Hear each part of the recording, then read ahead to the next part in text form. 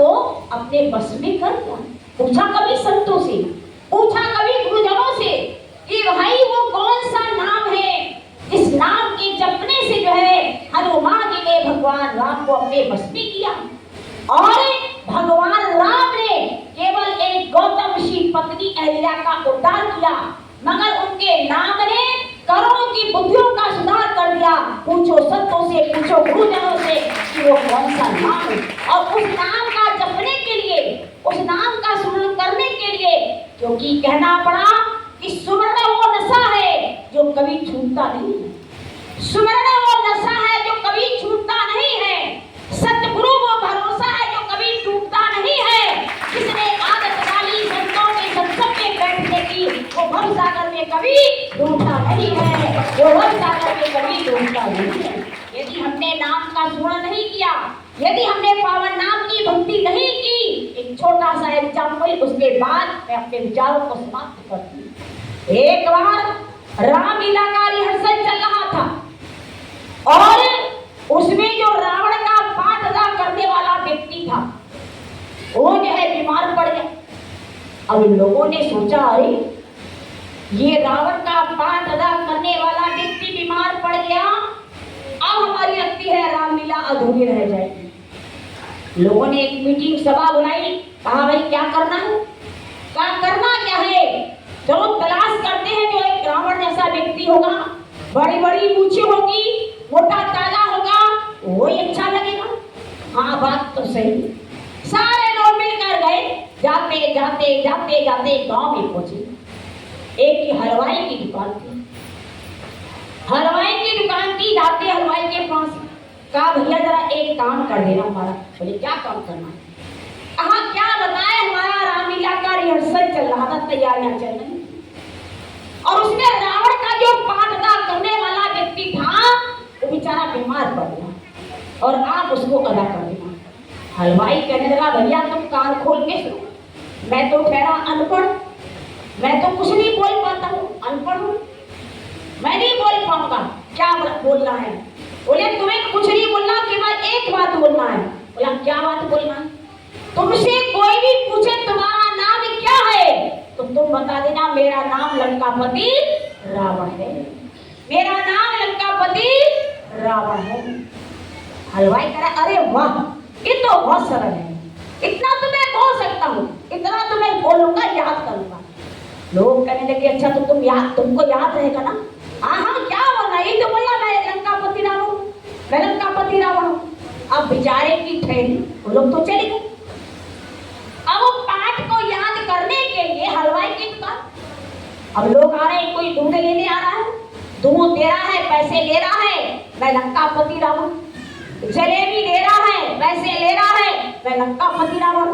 समोसा दे रहा है, पैसे ले रहा है, मैं लंकापति रावण। जो भी सामान दे रहा है, मैं लंकापति रावण, मैं लंकापति रावण, मैं लंकापति रावण। उसने सोचा अब मुझे याद हो गया, अब मुझे याद हो गया। अब आगे वो लेने के लिए जो लोग गए थे, कहा भैया तुमने याद कर लिया पाठ? बोले हाँ याद कर लिया। बोले क्या बोलना है तुम्हें? कहा यही तो बोलना कि मैं लंकापति रावण हूँ। हाँ बोले हाँ यही बात करना, याद हो गया पक्का? बोले हाँ चिंता मत करो। अब गए साथ में। अब है जैसे वो मंच पे पहुंचा, मंच पे जब वो पहुंचा तो देख रहा है कि बड़े छोटे छोटे पहले बानर लोग आए। उन्होंने पूछा भैया तुम्हारा नाम क्या? तुझसे बता। हनुमान जी बड़ा विशाल रूप धारण करके, दून कपि रूप दिखावा, बड़ा विशाल रूप धारण करके हनुमान जी आती हैं अपनी गदा को लेकर और गदा को जमीन पर पटका। बता तेरा नाम क्या है? बता तेरा नाम क्या है? कह रहा मेरा नाम रोशनलाल हलवाई है,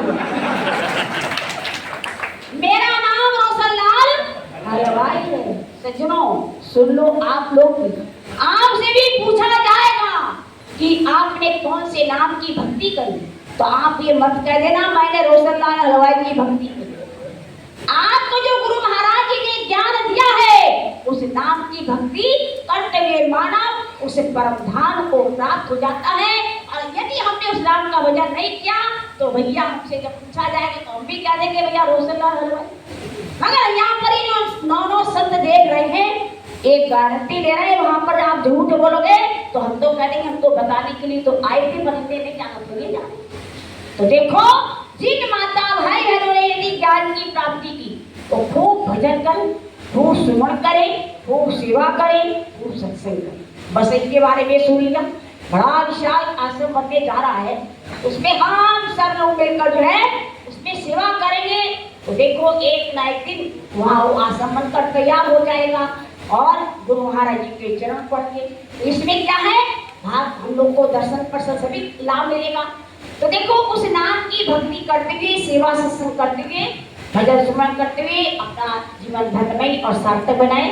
और जिन माता भाई बहनों ने यदि ज्ञान की प्राप्ति नहीं की है तो आप कहीं भी जाइए, कहीं भी जाइए उस ज्ञान की प्राप्ति करें। और वो ज्ञान नहीं मिलता है तो हिंदू, मुस्लिम, सिख, ईसाई सभी के लिए मानवोत्थान सेवा समिति का दरबार ये खुला हुआ है। ये मंच केवल सुनाता ही नहीं है, ये मंच केवल सुनाता नहीं है, जिसके बारे में सुनाया जाता है उसका प्रैक्टिकल रूप मानव के घर के अंदर दीदार उसका बोध कराया जाता है। इसीलिए कहना पड़ा, मजहब नहीं ईमान पढ़े जाते हैं, मजहब नहीं ईमान पढ़े जाते हैं, चेहरे नहीं इंसान पढ़े जाते हैं। ये मानव उत्थान सेवा समिति का ऐसा दरबार है जहाँ गीता और कुरान एक साथ पढ़े जाते हैं, जहाँ गीता और कुरान एक साथ पढ़े जाते हैं। तो आइए, जिनको ज्ञान की प्राप्ति नहीं वो तलाश करें, खोजें। और नहीं तो ये हमारा कल्याण में आश्रम प्रभु रामनगर लव कुश अपार्टमेंट, वहाँ पर जो है मानव उत्थान सेवा समिति के नाम से आश्रम है। और हर रविवार को 4 बजे से वहाँ पर सत्संग होता है। जो भी इस आत्म ज्ञान की चर्चा को सुनता है उसको आत्मा का ज्ञान साकार रूप में, प्रत्यक्ष रूप में मानव के घर के अंदर उसका वो, उसका दर्शन, उसका दीदार कराया जाता है। प्रेम श्री सद्गुरु